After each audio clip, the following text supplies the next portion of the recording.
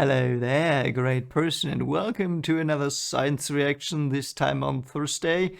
Sorry for not getting out yesterday, but I had stuff to do. So, today we are looking at the question: how were scientists able to capture the M87 black hole image? You know, the image that everyone knows now of a black hole. Yeah, I think it was 2019? I think it was 2019. Anyway, so my background, I'm a physicist, so I know a bit about this stuff. And yeah, I'm gonna comment on this, give you perhaps some more insight. I will pause a lot probably, so if you're interested in yeah, the thoughts of a scientist to this video, be my guest. And if you don't want that, if you just want someone to go, ooh, this is probably not gonna happen. Sometimes I go, ooh, but you know, never know. I don't know. Perhaps this is stuff I don't know. Might be actually. I'm not sure if I know this. So let's get some started. sort of cosmic abyss for the past fortnight, you'll know that on Wednesday, the 10th of That April, yeah, that's astronomers the released the first ever groundbreaking image of a black hole.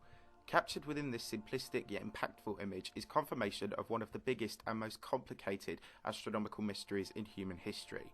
Up until now, black holes were only theorized through mathematics. Albert Einstein produced equations to suggest that they existed, and there were lines of evidence, but this is the first direct proof, the first ever what was that? magnificent image. And what a breakthrough it is! This black hole is a monster and one of the largest known that exists in the known universe. In the past, we have managed to capture bright, glowing quasars and star-dense galactic cores, but what sets this image apart is that not only can we see the accretion disk, aka the so-called glowing ring of fire around the edge, but we can also see this in front of the event horizon, the dark and up until now theoretical chamber of a black hole. Beyond this barrier, the gravity is so strong that nothing in the universe can escape from it, not even light, hence the Yeah, empty void-like object we see in this taking image. in This is the everything. first Yeah, time get capturing an it. event horizon, and this strengthens our knowledge of black holes. Before, we were unable to conclude on these massive gravity centres not just being incredibly dense or compact neutron stars, or some sort of similar object with a huge gravitational field. We only had infrared images of stars at the centre of our galaxy, orbiting something with an enormous gravitational pull, but because the black hole is just that, black, we couldn't actually see what was lurking in the dark independently from the black backdrop of space. Looks like Even Einstein bacteria. himself was unsure whether his mathematical equations could actually correspond to such a near physics-defying object, but we now know this to be the case, and black holes are indeed very real. This reassures a lot of our predictive models of cosmology and adds visual evidence to decades of mathematical calculation and refinement. Yeah, so that's also something I really liked. You know, it was a theory, so it was accepted, but we never saw it. So this is the first thing we had. I think this is not, you know, like a snapshot picture. It's like data you measured and then you reconstructed this object from that. So I don't think it's in the visible spectrum. I'm not sure though. He will probably talk about it. I mean, some of it has to be the visible spectrum, but I don't think everything is. So yeah, let's see. The black hole is confirmed, and we can now start to speculate on some much deeper mysteries of cosmology, all thanks to this one beautiful image. Why? I didn't get that point. I mean, yeah, we are sure now. I mean, but you could still speculate about this object. I mean, in string theory, they have this great theory that no one can prove currently, so they speculate on that all the time as well. So why would it change?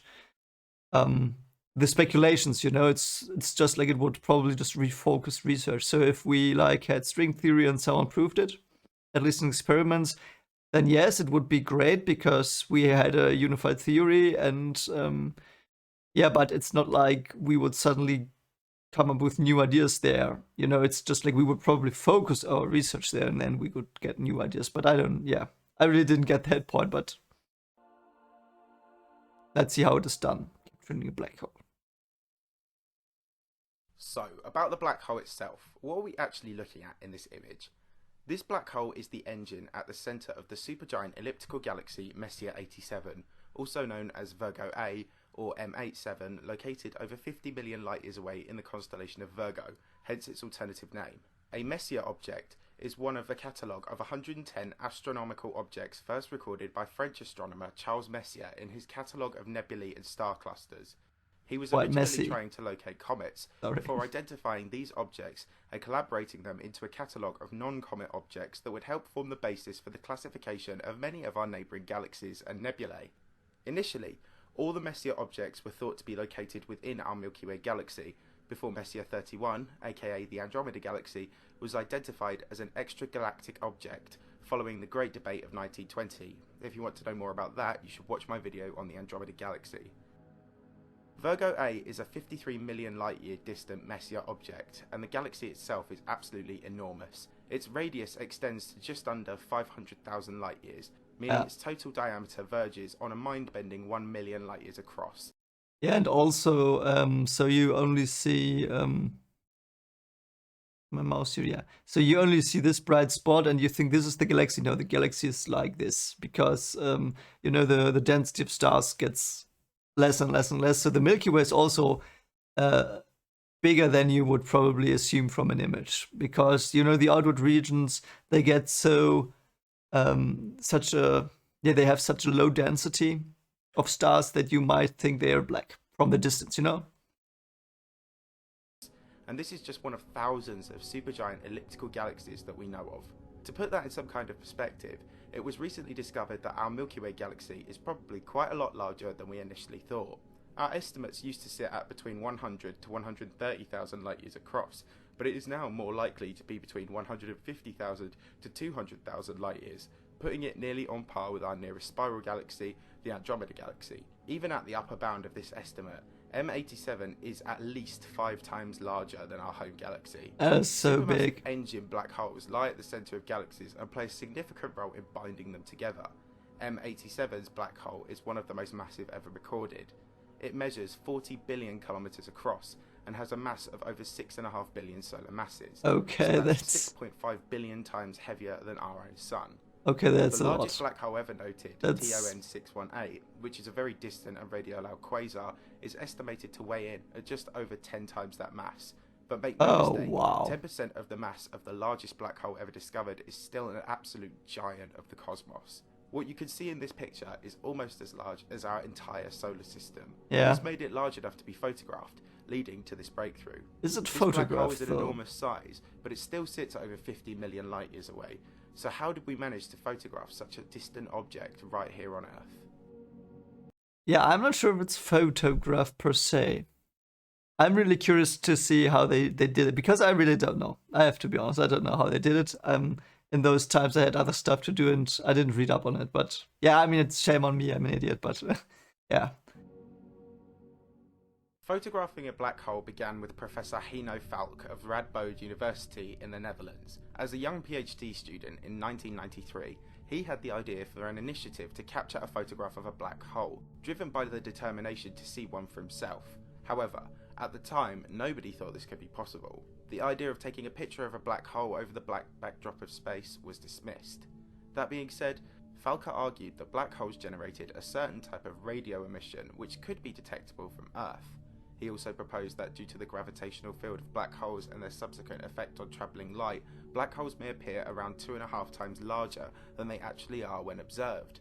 These two factors, in his view, made the prospect a possibility. It would take years, millions of dollars, and the overcoming of several scientific obstacles along the way, but they had a shot. Is it worth it? Is that worth it? Just a curious question, because that's something. Yeah, it's worthy of discussion. I mean, I'm a scientist, I have to say yes. It's worth it. Everything is worth it, but you know, there are many problems, so why not put that money somewhere else? Or is it worth it because, you know, we now know for a fact that things exist that were theoretically predicted? I don't know. I mean, it's an honest question from me. It's not like a trap question, so to speak. I don't know what it's called in English. So, yeah, do you think that it's worth it, that much money for a picture of a black hole, which we already thought was existing? We just weren't that sure. So, do you think that it's okay? I mean, I'm quite curious. Reddit probes down in the comments. I'm really curious to see what you think about this. Eventually, after 20 years of arguing his case, Falca managed to persuade several astronomical bodies, mainly the European Research Council and the National Science Foundation, to fund the project. Before long, space agencies in East Asia contributed funding, giving the project a kitty of over £40 million or $50 million. That's So that was quite one a lot. problem solved, but several more still lay ahead. In order to capture a black hole, you would need a radio telescope. Radio telescopes are used because of the aforementioned nature of the black hole. You can't capture a lightless object against the black backdrop of space with just visible light. But the radiation being emitted from the black hole on its accretion disk could hypothetically be illuminated when viewed with a radio telescope. See, it's not a photo as you think it is. It's not a visible photo. It's radio. It's a radio photo. I'm kind of glad that I got this right and wasn't remembering this in the incorrect way. So at least I wasn't an idiot. But yeah, I mean, you can't see that. It's probably too hot. I guess it's too hot. To act as a luminous backdrop. This allows us to photograph not only what we've already seen, the ring of fire that is the glowing accretion disk, but also the event horizon itself, the dark barrier beyond which light can no longer escape. Capturing both would be an essential requirement in proving the existence of black holes as we understand them. The only problem is that every supermassive black hole that we know of is unimaginably distant, and to photograph them would require a telescope at least the size of Earth, and obviously we can't just construct a radio satellite dish that size. Yeah, but we humans can't. are clever and creative, and we soon found a way around that. They are. Professor Shepard Dolman of the Harvard-Smithsonian Center for Astrophysics formed an initiative to create a network of 8 interlinked radio telescopes. If these were placed at strategic points around the Earth, each one's readings could be merged together to form a bigger picture, taken as if the entire Earth were one big radio telescope. Networking. This laid the foundations for the Event Horizon Telescope. The Event Horizon Telescope is a global array of 8 radio telescopes working in sync as one larger Earth-sized telescope, so to give enough reach and space to photograph this monster black hole. The process of using multiple radio telescopes to build a larger overall picture of something is known as interferometry. You know, this is really great that they brought together the community in doing this. So it was perhaps worth it. You know, it's like, yeah, perhaps, because all those people working together, I mean, it's only mainly across the Atlantic Ocean, you know, but I mean, people working together, and they even went to Antarctica as far as I could tell, so very great. So yeah. Interferometry, yeah, that's it. So And interferometers such as the Very Large Array are common on Earth. The EHT project was slightly more ambitious given the distance between each individual point. you probably, by the way, I'm sorry that this is not really that relevant, but you probably know the Michelson interferometer from school, if you know it, perhaps, or the Mach-10 it is called. I don't know how you pronounce it in English, but I think it's a German development, so it's called Mach-10 interferometer.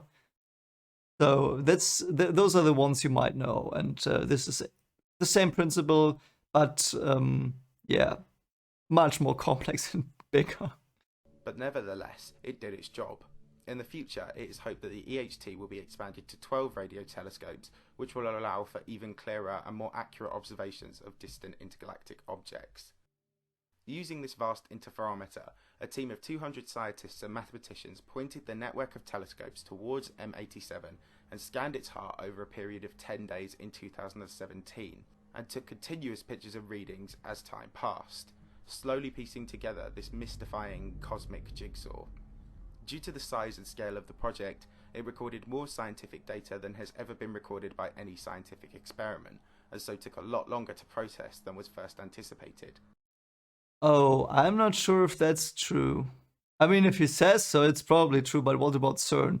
I know that CERN has so much data that they collect with their Large Hadron Collider that you probably will never be able. That's stupid what I just said. But I think it will take 10 years or what? It will take so long to dig through that data. I think. Oh God, my colleagues are gonna mind me. They know I should know this. How much data is it 500 terabyte per second they produce? I don't know. In LHC, it's an unimaginably large number of data they produce every second, and they store it on these giant servers in these. I think they even have server buildings. And And it's like a bit in movies, you know, when there are all these servers in the line. It's like that. I think I was there once, and I think I remember that we were led there. You know, they showed us from the outside at least, and it's unimaginably much data. So I don't know if this generated more data. I don't know how it could, because it's just 8 telescopes over 10 days. I'm not sure about that one. But yeah, look it up if you are interested.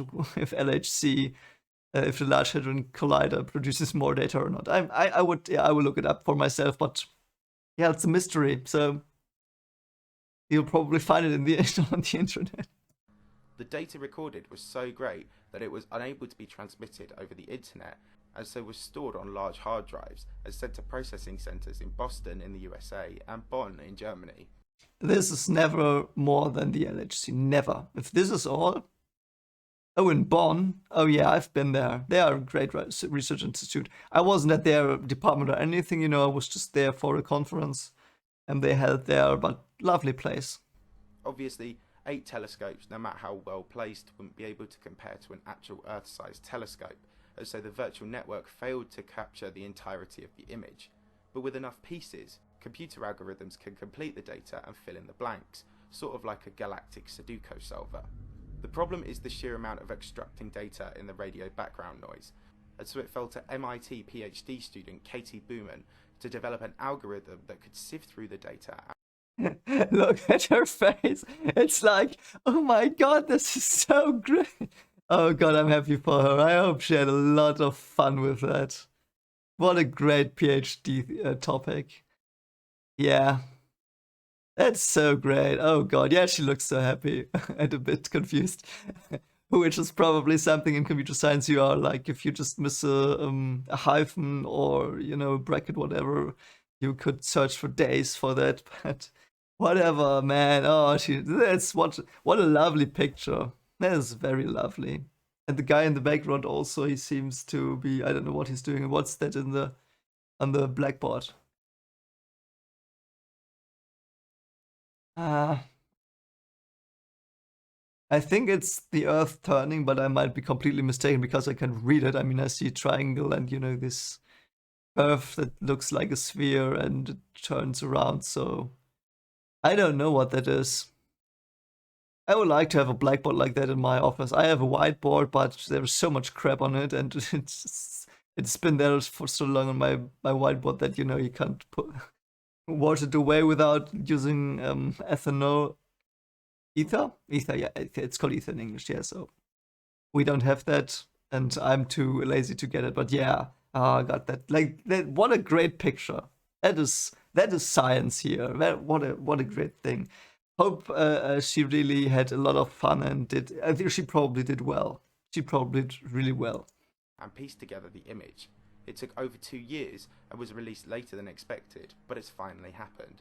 And Katie herself has become an overnight celebrity for the leaps and bounds she has made in female achievement in both astronomy and computer science.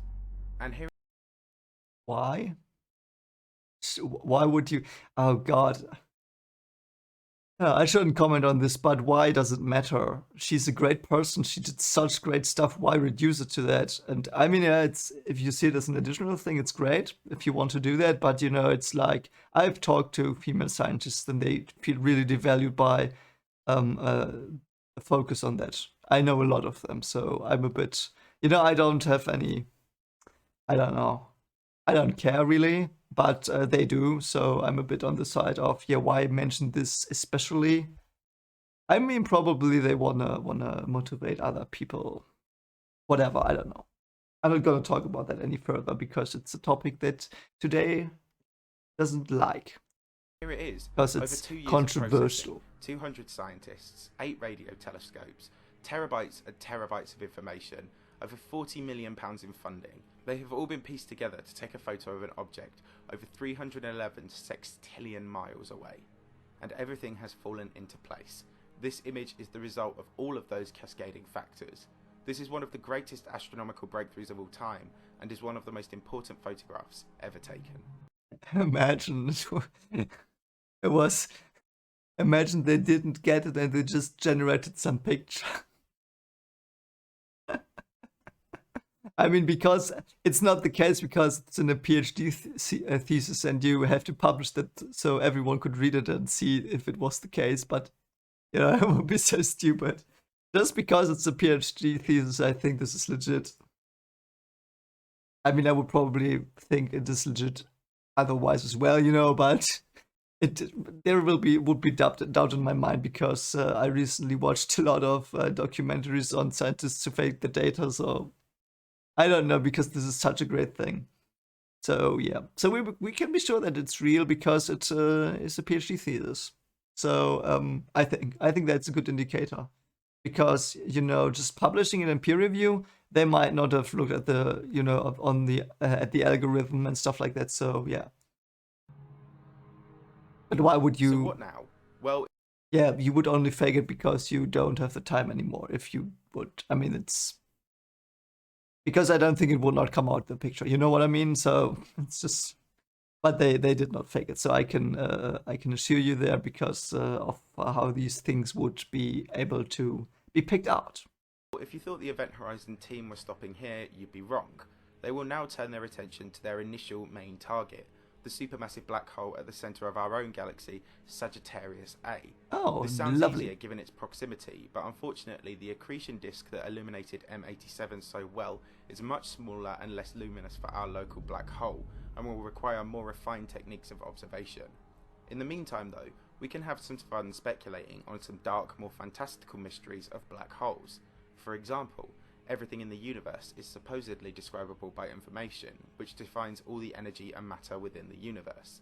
Initially, Einstein's theories suggested that anything sucked into a black hole may be destroyed and would disappear from the universe altogether in violation of all of the laws of physics. However, the late Stephen Hawking challenged this and supposes that information never actually reaches a point Yeah, beyond Hawking the black radiation. hole's singularity, and is instead stored behind the event horizon in a sort of flat, crushed up hologram. This phenomenon is known as supertranslation. While this does mean that the information isn't lost from the universe, it is still all but destroyed on the journey into the black hole due to its gravitational pull, in a process known somewhat trivially as spaghettification, which becomes so destructive Because you're getting turned into spaghetti, stretched. Yeah, but yeah, it's the theory that we are living on the surface of a black hole currently, that we are a hologram, holographic theory. I have to read up on that a bit more. My supervisor says it's quite well known. I don't know about it that much, but he's right about almost everything I know, so he probably is right there too. So I have to read up on that. Perhaps we will find a video there on holographic theory, like is the universe a hologram, a good one? I might be interested in that. If you know one of those, please let me know in the comments. that it separates an object atom by atom, and only survives in its simplest, most basic and useless form. For all intents and purposes, this circumvents the need for an inside or a supposed exit from a black hole, and answers a problem known as the information paradox. Now we know that black holes exist as we theorize them, we can start having these conversations regarding what lies beyond or inside them. Alternatively to Why can't you have them before? I don't get his point there. It's the same as in the beginning. Like I don't get it. Hawking's ideas, some believe that a spinning black hole could create a wormhole, an exit point beyond the black hole's event horizon that bends space and time to connect two distant and random parts of space together. Yeah, it's like if it's we've seen it in the video as well. If it spins the singularity, it gets this ring, it becomes this ring singularity and regularity, I think they call it, so you can like get through and then come out somewhere else, I think. Bypassing the distance between them. In fact, some even believe that a black hole could result in a wormhole connecting our universe to another universe, with exit gates into new dimensions known as white holes. Of course, this is all also hypothetical, but again, it's something we can begin to get excited about the prospect of, now that we know that the gateway into the I'm sorry to pause it here. I think as far as in a White House would not be stable and instantly collapse again. I once had the theory and no, the hypothesis as a, you know, when I was very young, I thought, yeah, why not have a white hole in a new universe as the Big Bang, so to speak, and you know. the dark exists. Parallel universes and faster than light travel aside, we've finally achieved confirmation of one of astronomy's two great contemporary mysteries. being the existence of black holes. The second mystery is the existence and nature of dark matter. I don't know why he's pushing it up so much. I wouldn't say it was a great mystery. We were pretty sure they exist. I mean, but by those images, you know, alone, where they look like bacteria or speckles of dust, or how you call it, like that go around. That in principle already proved it, so to speak. For me, at least, I never really got the hype about this picture that much. You know, it's yeah, okay, we saw it directly. You know, okay, but we knew before. Everyone I know knew before that they exist, so to speak, you know, because the evidence was already piling up so much that they exist, you know, it would have been quite hard to argue that they don't. So I don't know why he pushes this image up so much. I mean, yeah, it's a great technological achievement, you know, that you get these 8 telescopes and yeah, measure it. So perhaps I'm a bit behind there. You know, like, perhaps I didn't just know that, but for me it was always clear that they exist, so. With our knowledge of the cosmos strengthened by this picture, we could move towards discovering the nature of dark matter, so to begin answering the giant IOU that is its existence and its effects on gravity in galaxy and galaxy cluster formations. Yeah, but you could do that Ultimately, without we the still have picture. a lot more to learn, Whatever. and while this image is a giant stride in the right direction, the space beyond the image could hold the answer to more of the mysteries of the universe. Our knowledge is ever changing, and there will always be more work to be done, but with this photograph, we can go forward that little bit more certain about our ideas and models of cosmology, and though there is still some way to go, this image is still an achievement on the magnificent scale of the black hole itself. Yeah. Okay, that was it. So, interesting video.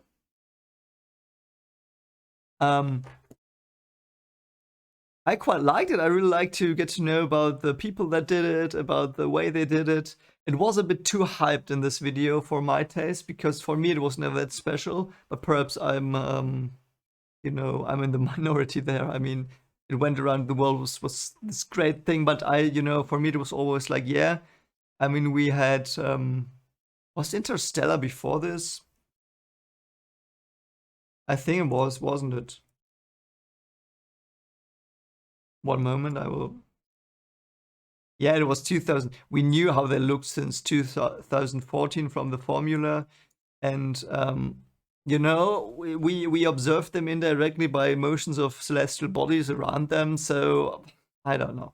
I might be a bit of a puffy pooper today. I don't know why, but this is not that great. I mean, it's great, you know, it's marvelous, and the things they did to achieve it are marvelous. But the image itself, it's nice. It's a nice thing, but perhaps I'm I don't know why it doesn't move me that much.